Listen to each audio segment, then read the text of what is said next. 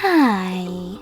In front of me is Motorola Moto G84, and today I would like to show you how you can change default apps. Begin by opening Play Store and downloading your new defaults. In my case, browser.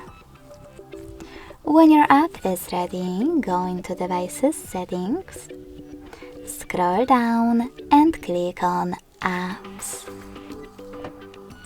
Then select Default Apps and tap on one of those sections that you wish to manage. In my case, Browser app. Lastly, just click on your new downloaded one in order to apply it. And go back.